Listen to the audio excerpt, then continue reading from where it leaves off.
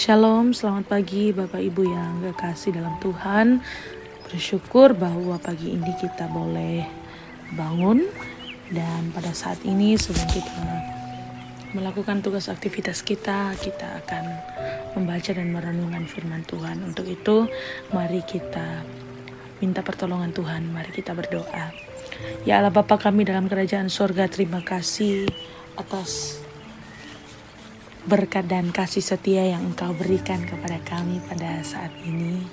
Bersyukur ya Tuhan, pada pagi hari ini kami boleh bangun dengan tubuh yang penuh keberkatan. Sebelum memulai hari kami pada saat ini, kami akan membaca dan merenungkan firman Tuhan. Kiranya Engkau yang memberikan kami kekuatan dalam mendengarkan firman Tuhan, dan firman ini dapat kami lakukan dalam kehidupan kami sehari-hari. Inilah doa kami Tuhan, dalam nama Tuhan Yesus kami berdoa. Amin. Baik, Bapak Ibu yang kekasih dalam Tuhan, kita akan membaca dari Nehemia pasalnya yang ke-13, ayatnya yang pertama sampai ayatnya yang ke-14. Kesetiaan Nehemia kepada hukum. Pada masa itu, bagian-bagian daripada kitab Musa dibacakan dengan didengar oleh rakyat. Didapati tertulis dalam kitab itu bahwa orang Amon dan orang Moab tidak boleh masuk jemaah Allah untuk selamanya, karena mereka tidak menyongsong orang Israel dengan roti dan air, malah mengupah Bileam melawan orang Israel supaya dikutukinya. Tetapi Allah kami mengubah kutuk itu menjadi berkat. Ketika mereka mendengar pembacaan Taurat itu, mereka memisahkan semua peranakan dari orang Israel. Tetapi sebelum masa itu, Imam Eliasib yang diangkat untuk mengawasi bilik-bilik rumah Allah kami dan yang mempunyai hubungan erat dengan Tobia, menyediakan sebuah bilik besar bagi Tobia itu. Sebelumnya orang membawa ke bilik itu korban sajian, kemenyan, perkakas-perkakas, dan persembahan persepuluhan daripada gandum, anggur, dan minyak yang menjadi hak orang Lewi, para penyanyi dan para penunggu pintu gerbang, dan persembahan khusus bagi para imam. Ketika peristiwa itu terjadi, aku tidak di Yerusalem, karena pada tahun ke-32 pemerintahan Artahasta, Raja Babel, aku pergi menghadap raja. Tetapi sesudah beberapa waktu aku minta izin dari raja untuk pergi. Lalu aku tiba di Yerusalem dan melihat kejahatan yang dibuat Eliasib untuk keuntungan Tobia.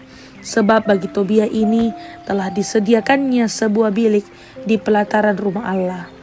Aku menjadi sangat kesal, lalu kulempar semua perabot rumah Tobia ke luar bilik itu. Kemudian kusuruh tahirkan bilik itu. Sesudah itu kubawa kembali ke sana perkakas-perkakas rumah Allah, korban sajian dan kemenyan. Juga kudapati bahwa sumbangan-sumbangan bagi orang-orang Lewi tidak pernah diberikan, sehingga orang-orang Lewi dan para penyanyi yang bertugas masing-masing lari ke ladangnya. Aku menyesali para penguasa, kataku, mengapa rumah Allah dibiarkan begitu saja? Lalu kukumpulkan orang-orang Lewi itu dan kukembalikan pada tempatnya. Maka seluruh orang Yehuda membawa lagi persembahan persepuluhan daripada gandum, anggur, dan minyak ke perbendaharaan. Sebagai pengawas-pengawas perbendaharaan, kuangkat Imam Selemia dan Sadok, seorang ahli kitab, dan Pedaya, seorang Lewi, sedang Hanan bin Sakur bin Matanya diperbantukan kepada mereka. Karena orang-orang itu dianggap setia, mereka diserahi tugas untuk mengurus pembagian kepada saudara-saudara mereka.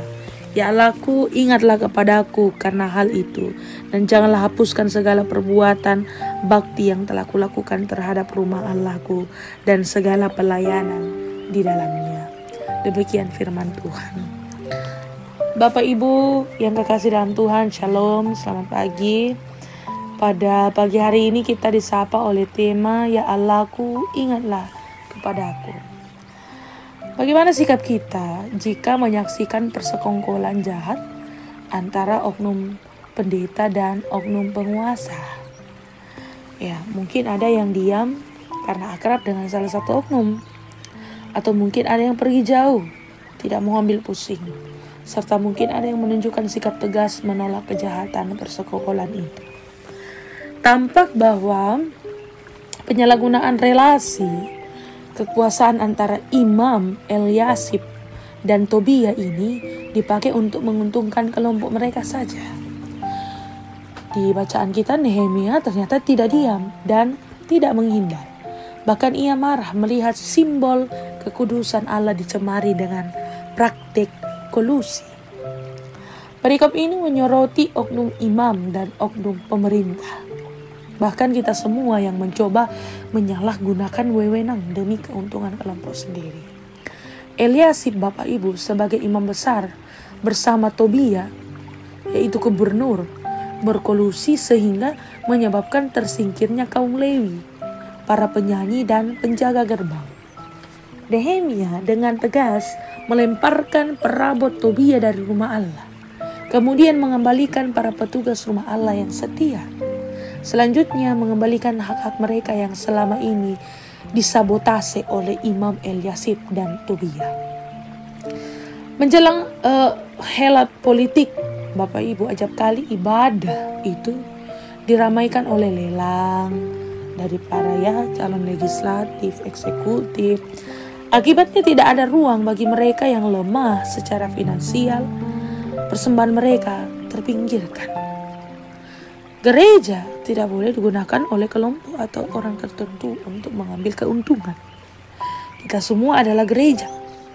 Oleh karena itu, jika gereja tidak lagi mencari kerajaan Allah dan kebenarannya, maka kita perlu bercermin pada sikap dan tindakan Nehemia. Bapak Ibu yang terkasih, bencana terdahsyat adalah ketika Allah berpaling dan melupakan kita. Amin. Baiklah Bapak Ibu yang kekasih dalam Tuhan, kita akan bersyukur pada Tuhan bahwa firman Tuhan telah kita dengarkan. Untuk itu, mari kita minta pertolongan Tuhan dalam memulai hari kita pada saat ini. Mari kita berdoa. Ya Allah Bapa kami dalam kerajaan surga, terima kasih ya Tuhan atas berkat dan kasih setia yang Engkau berikan. Pada saat ini Tuhan, bersyukur kami telah mendengarkan firman-Mu lewat hamba-Mu. Kiranya firman-Mu ini dapat kami lakukan dalam seluruh kehidupan kami. Pada saat ini Tuhan, berdoa bagi orang tua kami atau saudara-saudara kami yang sedang dalam kelemahan tubuh. Engkau kiranya memberkati mereka, memberikan jamahan tangan kasih-Mu kepada saudara-saudara kami, orang tua kami yang sedang dirawat di rumah ataupun berobat jalan ataupun yang di rumah sakit. Kiranya mereka boleh merasakan kasih setia yang Engkau selalu berikan lewat jamahan tangan-Mu dan mereka mendapatkan kesembuhan yang berasal daripada-Mu. Kami pun berdoa dan teringat bagi keluarga yang ditinggalkan, yang ditinggal pergi karena meninggal dunia, yang Engkau panggil, keluarga dari Bapak Insinyur Agustinus Silton Sipi atas meninggalnya Bapak almarhum Fr. Andi Lolo, dan saat ini sedang diantar ke kampung halaman, dan juga salah satu keluarga dari Bapak Pendeta Soekarto. Engkau kiranya memberikan kekuatan pada keluarga yang ditinggalkan, agar kiranya keluarga terus memberi pengharapan pada Engkau dan mereka selalu mengandalkan Tuhan dan tetap memuji dan memuliakan nama Tuhan. Ya Allah Bapa kami dalam kerajaan surga, kami menyerahkan seluruh kegiatan kami, seluruh rencana kami, pelayanan kami yang akan dilakukan pada minggu ini. Kiranya Engkau yang memberkati agar pelayanan ini hanya untuk memuliakan nama Tuhan. Kami menyerahkan kehidupan kami pada hari ini Tuhan, sebelum melakukan tugas tanggung jawab kami sebagai bapa rumah tangga, sebagai ibu rumah tangga. Engkau yang memberikan kami kekuatan. agar kami dapat melakukan tugas tanggung jawab kami seturut dengan kehendak-Mu. Ya Allah Bapa kami dalam kerajaan sorga, ke dalam tangan-Mu kami menyerahkan seluruh kehidupan kami. Inilah doa kami Tuhan, doa syafaat kami. Dalam nama Tuhan Yesus kami sudah berdoa. Amin. Baik Bapak Ibu, demikianlah renungan sarota kita pada pagi hari ini. Selamat beraktivitas. Tuhan Yesus memberkati. Shalom.